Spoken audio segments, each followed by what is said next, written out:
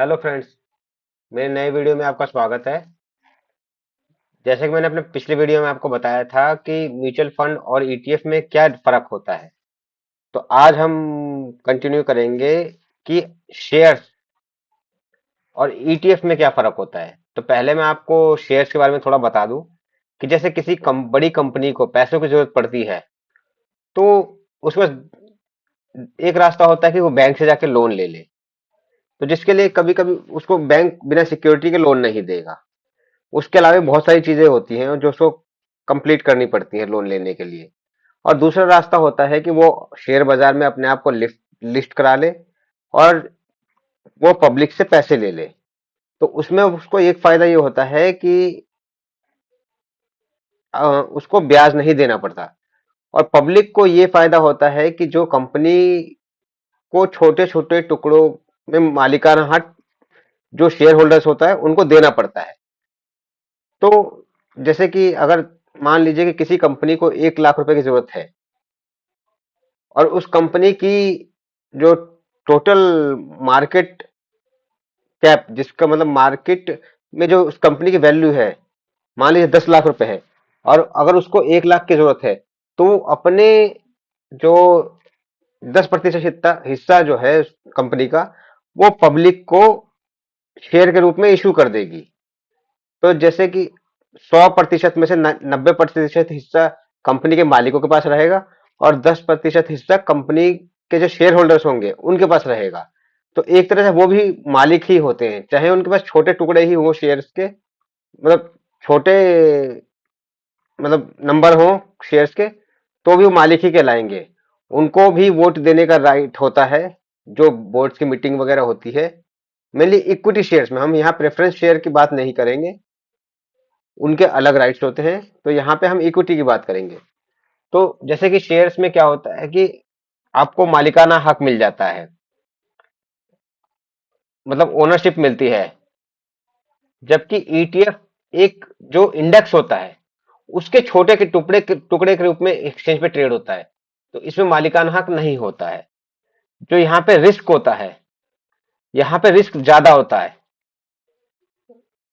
क्योंकि यहाँ पे आप सिर्फ एक कंपनी में पैसा लगा रहे हैं, एक कंपनी का शेयर को खरीद रहे हैं। तो कल को सपोज कीजिए कि कल को वो कंपनी डूब जाती है या भाग जाती है, तो आपका पूरा पैसा डूब जाएगा। जबकि यहाँ पे आप इंडेक्स में लगा रहे हैं, तो सभी इसकी सभी कंपनियां भाग नहीं सकती हैं और आपका पैसा बचा ही रहेगा। अगर मार्केट नीचे गिरती है तो आपका पैसा कम जरूर हो जाएगा, मगर मार्केट जब कल ऊपर वापस आएगा तो आपका जो पैसा है वापस हो सकता है कि आपका प्रॉफिट में आ जाए लॉस से। यहाँ पे मैनेजमेंट जो होता है, स्टॉक्स का मैनेजमेंट जो होता है, वो इंडिपेंडेंट होता है। मतलब कि कोई प्रोफेशनली उसको मैनेज नहीं करता है, वो डिमांड और सप्लाई के बेस पे और कंपनी के परफॉर्मेंस के बेस पे चलता है। यहाँ पे जो होता है, ये इंस्टीट्यूट्स मैनेज करते हैं उनको, जो फाइनेंशियल इंस्टीट्यूट्स होते हैं वो इनको मैनेज करते हैं। और जो फीस होती है, मतलब खरीदने और बेचने की फीस, इसमें लो होती है, क्योंकि आप एक कंपनी का शेयर खरीद रहे हैं और इसमें आपने खरीदा और बेचा, तो इससे किसी किसी को मैनेज नहीं करना पड़ रहा है। इसमें थोड़ा सा हाई फीस होती है। जैसे मैंने कल एक्सपेंस रेशियो के बारे में बताया था ना, म्यूचुअल फंड वाले एक्सपेंस रेशियो के बारे में। तो सेम वही चीज यहाँ पे अप्लाई होती है कि इसमें थोड़ा सा जो ट्रांजेक्शन कॉस्ट होते हैं वो हाई होती है। जो इक्विटी में वोटिंग राइट्स होते हैं वो मिलते हैं आपको, जो बोर्ड में, जैसे किसी को मतलब कोई चीज कंपनी में नई चीज शुरू करनी है, तो उसके लिए जब मीटिंग्स वगैरह होती है उसमें आपको वोट देने का हक होता है। जबकि इसमें कोई हक नहीं होता है। डिविडेंड यील्ड मतलब कि जैसे शेयर होता है, जैसे आप कंपनी के मालिक हैं, आपने मान लीजिए कि 1 लाख रुपए लगा के रिलायंस का शेयर खरीद लिया। तो क्या होता है, जो उनकी मीटिंग्स होती हैं तो उसमें जो प्रॉफिट होता है, तो प्रॉफिट को कंपनी दो तरीके से इस्तेमाल कर सकती है। एक तो या तो उस प्रॉफिट को उसी कंपनी में लगा के और कंपनी को आगे बढ़ाया जाए, या फिर उसमें से कुछ हिस्सा या पूरा हिस्सा शेयर होल्डर्स को बांट दिया जाए, जो उनके मालिक ही कहलाते हैं। तो इसमें आपको डिविडेंड मिलता है, इसमें कोई डिविडेंड नहीं मिलता है। रिवॉर्ड, इसमें रिवॉर्ड जो होता है हाई होता है, क्योंकि क्या होता है कि कभी कभी मान लीजिए कि आपने किसी छोटी कंपनी का शेयर खरीदा और उसको खरीदने के बाद 2 साल के लिए भूल गए, तो कभी कभी होता है कि वो दुगना तिगना हो गया, जबकि इसमें वो नहीं हो सकता, क्योंकि आप एक इंडेक्स के बेस पे पैसा खर्च कर रहे हैं, लगा रहे हैं। तो इंडेक्स बहुत कम चांस होता है कि 2-3 साल में डबल या 3 गुना हो जाए। तो मैं आपको बताता हूँ कि जैसे शेयर में होता है कि जैसे आपने रिलायंस का एक कंपनी का शेयर खरीद लिया, तो एक ही कंपनी का शेयर है, जबकि ईटीएफ है एक पूरे इंडेक्स का शेयर। तो मैं आपको दिखाता हूँ कि कैसे, जैसे मान लीजिए ईटीएफ में कौन कौन से शेयर होते हैं। जैसे निफ्टी निपॉन इंडिया निफ्टी 50 का ईटीएफ है, तो इसमें आप देखेंगे कि इसमें आपके ये कंप्लीट जो है ये शेयर्स है आपके,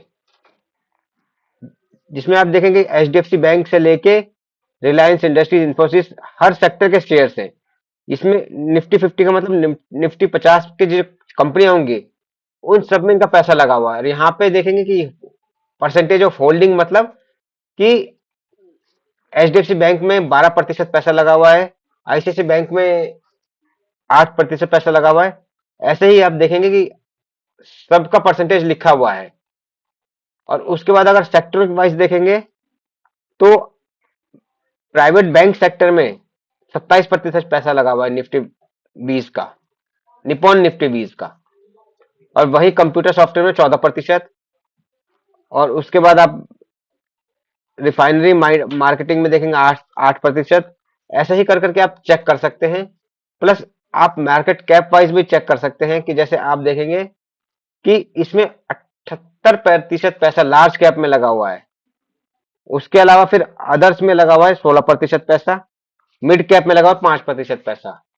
तो ये चीजें होने की वजह से ईटीएफ बहुत कम रिस्की होता है। नहीं तो स्टॉक्स ज्यादा रिस्की होते हैं इसके कंपैरिजन में। जैसे कि आपको मैं आपको बताना चाहूंगा कि जैसे कोविड के टाइम पे स्टॉक मार्केट बहुत बुरी तरह गिर गया था। तो अब सभी स्टॉक कम से कम 70-70% गिर गए थे, 70-80% तक गिर गए थे, कुछ तो इससे भी ज्यादा गिर गए थे। मगर जबकि निफ्टी 20 जो आपका शायद 130 से लेके 130 के आसपास से 80 से 75 के बीच में गया था। यही कारण था कि एक वो इंडेक्स को रिप्रेजेंट कर रहा था। नहीं तो जैसे रिलायंस जैसे स्टॉक्स भी आपके 2000 मतलब 2200-2300 से शायद 1000 तक आज गए थे। तो चलिए आपको मेन फर्क समझ में आ गया होगा। और एक चीज और है कि अगर किसी नए मतलब इंसान को, अगर जिसको मार्केट की नॉलेज नहीं है और अगर इन्वेस्टमेंट शुरू करनी है, तो धीरे धीरे वो ईटीएफ के माध्यम से इन्वेस्टमेंट शुरू कर सकता है और उसको लंबे समय के लिए छोड़ सकता है। कि जैसे मैंने अपने पिछले ये 2-3 वीडियो में बताया है कि कैसे एफडी से अच्छा रिटर्न आपको मिल जाएगा ईटीएफ में एक लंबे समय तक इन्वेस्ट करने के बाद। चलिए उम्मीद करता हूँ कि आपको ये चीज समझ में आई होगी। मिलते हैं अपने अगले वीडियो में। धन्यवाद।